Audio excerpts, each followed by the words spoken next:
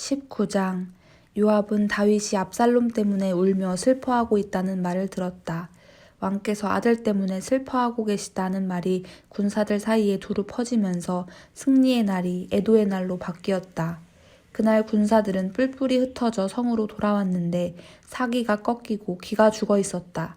그런데도 왕은 얼굴을 두 손에 묶고 큰 소리로 슬퍼했다. 내 아들 압살롬아, 압살롬 내 사랑하는 아들아. 요압은 은밀히 왕을 나무랐다. 왕의 아들딸과 아내와 첩들의 목숨은 물론이요 왕의 목숨까지 구한 충성스런 신하들을 이렇게 맥빠지게 하시다니 정말 해도 너무하십니다. 왕을 미워하는 사람은 사랑하시고 왕을 사랑하는 사람은 미워하시니 이게 어찌 된 일입니까? 지금 왕의 행동은 지휘관과 군사들이 왕께 아무 의미가 없다는 메시지를 전해주고 있습니다. 압살롬이 살아있고 우리가 다 죽었으면 기쁘셨겠습니까? 정신 차리십시오. 밖으로 나가 왕의 신하들에게 용기를 북돋아 주십시오. 하나님께 맹세하는데 왕께서 그들에게 가지 않으시면 그들이 왕을 떠나버릴 것입니다. 해가 질 무렵에는 단 한 명의 군사도 이곳에 남아있지 않을 것입니다. 그렇게 되면 지금까지와는 비교할 수 없는 최악의 사태가 벌어지게 될 것입니다. 그러자 왕이 밖으로 나가 성문에 자리했다. 곧 모두가 알아보고 말했다. 보아라, 왕이 우리를 보러 나오셨다. 그의 모든 군대가 나와 왕 앞에 모습을 보였다. 그러나 이스라엘 사람들은 이미 전쟁터에서 도망쳐 각자 집으로 돌아갔다. 한편 이스라엘 백성이 지도자들에게 불평했다. 원수들의 손에서 우리를 여러 번 구하고 블레셋 사람의 손에서 우리를 구한 분은 왕이 아니십니까? 그 왕이 지금 압살롬 때문에 이 나라를 떠나셨습니다. 그리고 우리가 왕으로 삼았던 압살롬은 전쟁터에서 죽었습니다. 여러분은 무엇을 기다리고 있습니까? 어찌하여 왕을 다시 모셔오지 않습니까? 다윗이 그 말을 듣고 두 제사장 사독과 아비아달에게 말을 전했다. 유다 장로들에게 이렇게 물으십시오. 여러분은 어째서 왕을 궁으로 다시 모셔오는 일을 주저합니까? 여러분은 내 형제들입니다. 내 혈육입니다. 그런데 어째서 왕을 궁으로 다시 모셔오는 일을 맨 마지막에 하려고 합니까? 아마사에게도 이렇게 전하십시오.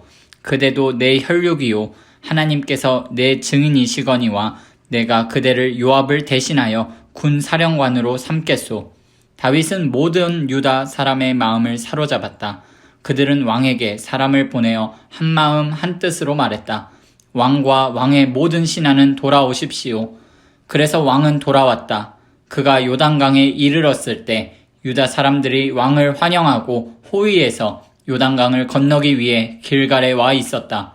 바후림 출신의 베냐민 사람 게라의 아들 시므이도 급히 내려와 유다 사람과 합세했고 베냐민 사람 1000명과 함께 왕을 맞았다. 사울의 종 시바도 아들 15명과 종 20명을 데리고 요단강을 건너와 왕을 맞았고 왕과 함께한 측근들이 강을 건너는 일을 도와 힘닿는 대로 왕을 편히 모셨다. 게라의 아들 시므이는 요단강을 건너자마자 왕 앞에 엎드려 절하고 경의를 표하며 말했다. 내 주인이시여 저를 나쁘게 생각하지 마십시오. 제 주인이신 왕께서 예루살렘을 떠나시던 날 제가 무책임하게 벌인 일을 눈감아 주시고 그 일로 저를 나쁘게 보지 말아 주십시오. 제가 지은 죄를 잘 압니다. 하지만 지금 저를 보십시오. 요셉의 모든 지파 중에서 가장 먼저 내려와 내 주인이신 왕을 다시 영접합니다. 수루야의 아들 아비새가 끼어들었다. 더는 못 듣겠습니다. 우리가 이 자를 당장 죽여야 하지 않겠습니까? 이 자는 하나님의 기름 부음 받은 왕을 저주한 자입니다. 그러나 다윗이 말했다. 너희 수루야의 아들들은 어찌하여 이토록 고집스럽게 싸우기를 좋아하느냐. 내가 다시 이스라엘의 왕이 되었으니 오늘은 아무도 죽이지 않을 것이다. 그러고 나서 왕은 시므이를 보며 너는 죽지 않을 것이다 하고 그에게 약속해 주었다.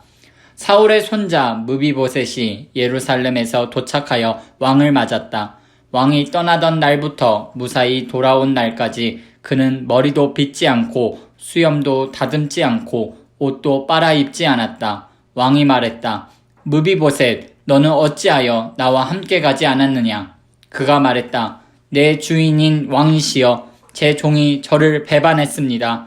왕께서 아시는 것처럼 저는 다리가 성치 못하므로 나귀를 타고 왕과 함께 가려고 종에게 나귀의 안장을 지우라고 했습니다. 그런데 그가 저에 대해서 왕께 거짓을 고했습니다.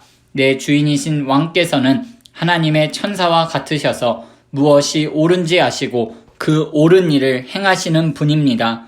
제 아버지 집사람들은 모두 죽을 운명이 아니었습니까? 그런데 왕께서 저를 받아주시고 왕의 식탁에서 먹게 해주셨습니다.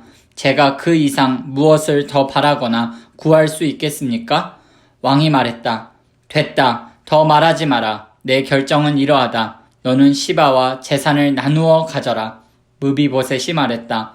재산은 다 시바에게 주십시오. 다만 제가 걱정하는 것은 내 주인이신 왕께서 무사히 왕궁으로 돌아오시는 것뿐이었습니다.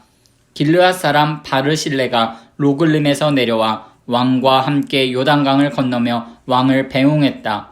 바르실레는 나이가 80살로 매우 늙었다. 그는 큰 부자였으므로 왕이 마하나임에 있는 동안 왕에게 필요한 것들을 공급했다. 왕이 바르실레에게 말했다. 나와 함께 예루살렘으로 갑시다. 내 그대를 보살펴 드리리다. 그러나 바르실레는 그 제안을 사양했다. 제가 왕과 함께 예루살렘에 간다 한들 얼마나 더 살겠습니까? 제 나이가 80이니 이제는 누구에게도 그다지 쓸모가 없습니다. 음식 맛도 모르고 풍악 소리도 듣지 못합니다. 그런데 어쩌자고 내 주인이신 왕께 짐을 얹어드리겠습니까? 저는 그저 왕과 함께 요단강을 건너고 싶을 뿐입니다. 대단한 일은 아니지요. 저는 돌아가 제 고향에서 죽어 부모와 함께 묻힐 것입니다. 하지만 여기 제종 기맘이 있으니 저 대신 그를 데려가 주십시오. 그를 잘 대해 주십시오. 왕이 말했다. 알겠소. 기맘이 나와 함께 갈 것이요. 그에게 잘 대해 주리이다. 그 밖에도 그대가 생각하는 것이 있으면 그것도 해드리겠소. 군대가 요단강을 건넜으나 왕은 중간에 남았다. 왕은 바르실레에게 입을 맞추며 축복했고 그는 집으로 돌아갔다. 그러고 나서 왕은 기맘과 함께 길갈로 건너갔다. 유다의 온 군대와 이스라엘 군대의 절반이 왕과 함께 행진했다. 이스라엘 사람들이 왕에게 와서 말했다. 어찌하여 우리의 형제인 유다 사람들이 나서서 왕이 마치 자신들의 소유라도 되는 것처럼 왕과 그 가족과 측근들을 호위하여 요단강을 건넜습니까? 유다 사람들이 반박했다. 왕이 우리의 친척이어서 그랬소. 그게 어쨌다고 소란을 피우는 것이요. 그 일로 우리가 특별 대우를 받은 것이 있소? 당신들 보기에도 없지 않소. 이스라엘 사람들이 되받았다. 당신들은 한 몫뿐이지만 우리는 왕에게 10몫을 요구할 수 있소. 그뿐 아니라 우리가 맏아들이요. 그런데 어찌하여 우리가 조연을 맡아야 하는 것이요. 왕을 다시 모셔오자는 것도 우리가 먼저 생각해냈소. 그러나 유다 사람들의 태도가 이스라엘 사람들보다 더 강경했다.